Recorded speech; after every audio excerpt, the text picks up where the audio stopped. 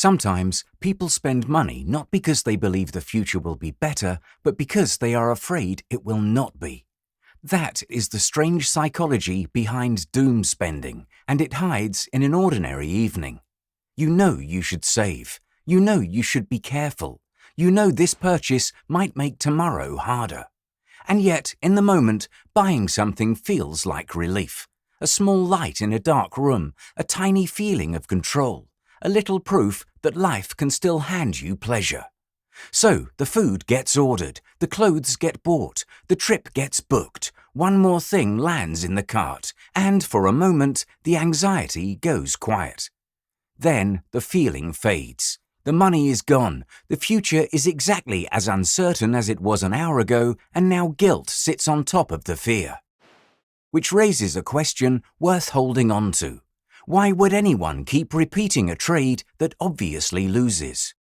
The easy answer is irresponsibility. The honest answer is emotional survival.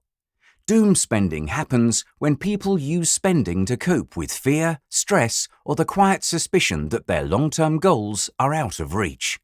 When the future feels impossible, the present grows heavier. Why save for a house you will never afford? Why plan for retirement in a world that feels unstable? Why delay pleasure when everything is getting more expensive anyway? None of this is financially rational. Psychologically, it makes perfect sense because humans do not make decisions with spreadsheets. We make them with nervous systems. And a nervous system under threat does not optimize for the long term. It wants relief, and it wants it now. That is why doom spending swells in stressful eras. Inflation, job insecurity, housing pressure, political chaos, climate anxiety, loneliness. When the big picture slips out of your hands, you reach for something you can still control, and spending is one of the fastest ways to manufacture that feeling. You choose the item. You click the button. 2 days later, a package arrives with your name on it. For a moment, you are not helpless. You made something happen. Here is the answer to our opening question. Shopping feels powerful precisely when life feels powerless. But the power is rented, not owned. The purchase soothes the fear without touching it, so the fear returns, and when it returns, you spend again. Stress, purchase, relief, guilt, more stress. Each purchase is trying to regulate an emotion, and because the emotion is never actually processed, the need keeps coming back. You would think the fix is obvious. Just stop spending. But this is where the story turns, because the advice fails almost every time, and the reason it fails says something uncomfortable about the world we shop in. Spending is not merely a financial behavior here. It is a coping mechanism, and if you remove it without addressing the fear underneath, the nervous system simply finds another exit. Food, scrolling, alcohol, overwork, anything that interrupts discomfort. And there is a second problem.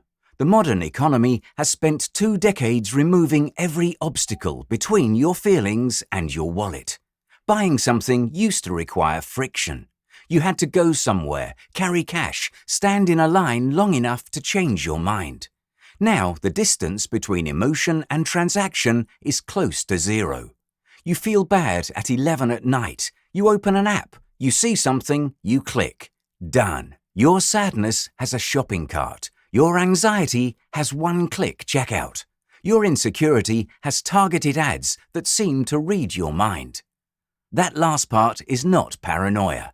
It is the business model. Algorithms notice what you pause on, what you return to, what kind of person you apparently wish you were. And the products they surface rarely promise mere usefulness. They promise identity. Buy this and you will feel organized. Buy this and you will feel attractive, successful, calm. Buy this and you will finally become the version of yourself you keep imagining. Which is why doom spending feels deeper than shopping. You are not really buying the object. You are buying a feeling, control, status, comfort, escape, hope. And hope turns out to be remarkably expensive when it is sold in small doses. There is another force at work older than any app. Call it scarcity mindset. When people feel deprived for long enough, they start grabbing pleasure whenever it appears, even when they know better, because saving has begun to feel just like more deprivation. More waiting, more restriction, more not yet in a life already full of it. Spending becomes a small rebellion. At least I get this. At least today something belongs to me. People rarely doom spend because they are careless.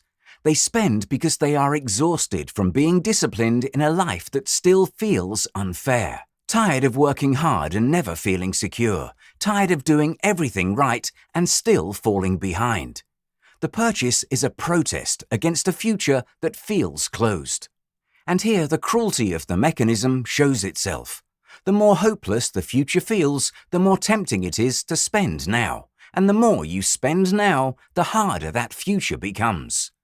Doom spending sells relief from the very fear it deepens. It even borrows the machinery of hope. Buying creates anticipation, and anticipation can outshine ownership. You imagine the package arriving, the outfit next week, the dinner tonight. When the large future goes dark, these small futures become emotionally precious, and that is not meaningless. Humans need things to look forward to. The danger begins when every small hope costs money you cannot afford to lose. Then, hope quietly turns into debt. So how do you actually break the cycle? Not with shame. Shame feeds it, because feeling bad about spending is exactly the kind of feeling you spend to escape. The real work starts earlier, before the purchase, with one question. What am I trying to feel? Safe, attractive, in control, less bored, less hopeless? Naming the emotion interrupts the automatic loop and strips the purchase of some of its unconscious power. Then rebuilds the friction the economy removed. Despite the saved cards, wait 24 hours, park the item on a wish list instead of in the checkout. Not as punishment, but as protection for your future self against your most distressed moments.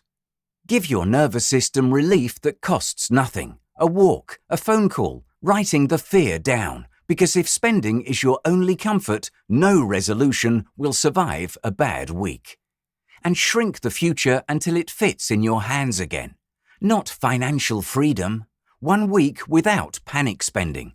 1 cancelled subscription. 1 small emergency fund. Hopelessness weakens when the brain sees evidence of agency. None of this means renouncing pleasure.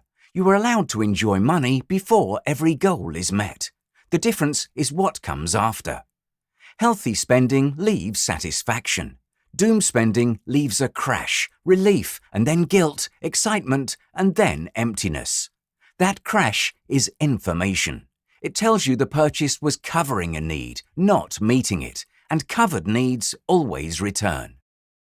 So, the deeper question was never why you are bad with money. It is what pain you are asking money to numb, because sometimes the cart is full of stress and loneliness rather than things. Doom spending is not a character flaw. It is a signal. And the way out is quiet. 1 moment where fear asks for a purchase and you give yourself care instead. For more videos like this, leave a like and subscribe to the channel.